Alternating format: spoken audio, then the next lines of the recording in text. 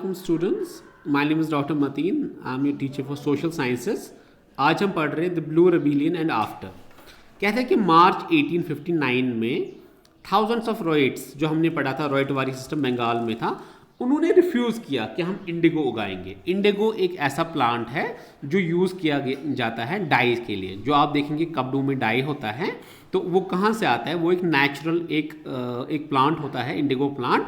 उसी का सैप निकलता है, उसी से वो डाई निकलता है। तो यूजुअली इंग्लैंड में जो मैनचेस्टर एक शहर था, मैनचेस्टर, वहाँ पर कॉटन मिल्स या टेक्सटाइल मिल्स काफ़ी ज़्यादा थी। इनफैक्ट वर्ल्ड में सबसे ज़्यादा प्रोडक्शन टेक्सटाइल की उस टाइम मैनचेस्टर में हुआ करती थी।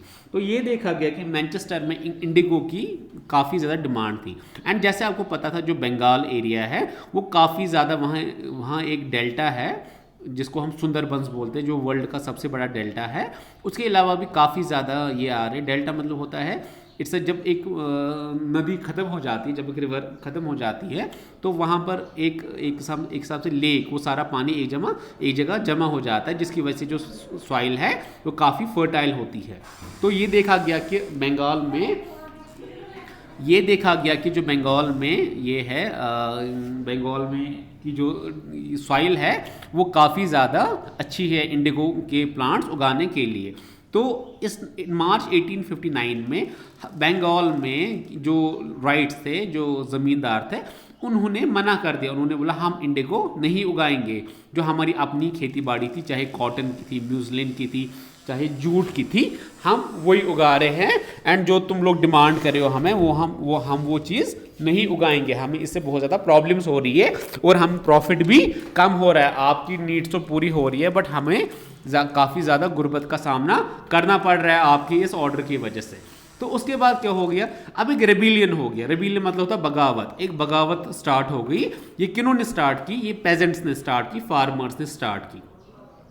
जो राइट होते, जो लैंडलॉर्ड थे, उन्होंने मना किया रेंट पे करना प्लांटर्स को। ठीक है, जो प्लांटर्स थे, ब्रिटिशर्स थे या बड़े बड़े ज़मींदार थे, उन्होंने उनको बोला अगर हम आपकी ज़मीनों पे काम करें तो हम आपको रेंट नहीं देंगे। और जो इंडिगो की पहले फैक्ट्रीज थी उस पर अटैक किए। किन्होंने? इन्हीं राइट्स ने। ठीक है, किससे अटैक किए? स्वर्ड से अटैक किए, स्पेयर से अटैक किए, बो से अटैक्स किए एंड एरो से अटैक किए।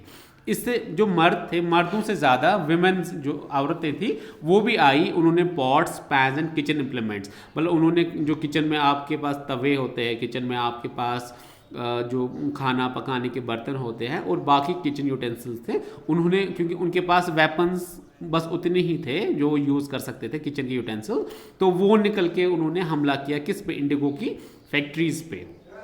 और क्या हुआ? जो प्लांटर, जो ज़मींदार थे, जिन्होंने उनके लिए काम, जो अभी भी उनके लिए काम कर रहे थे, तो उनको बाइकआउट कर दिया। ठीक है, एंड जो उनके एजेंट थे, ठीक है, जो पैसा कलेक्ट करते थे, जैसे कलेक्टर है, कलेक्टर को जब टैक्स कलेक्ट करना होता है ज़मींदारों से, वो कुछ लोगों को क्या किराए पे लाते हैं और उनको जैसे गुंडों को किराए पे लाता है और उनको बोलते हैं आप पैसा कलेक्ट करो, आप टैक्स कलेक्ट करो।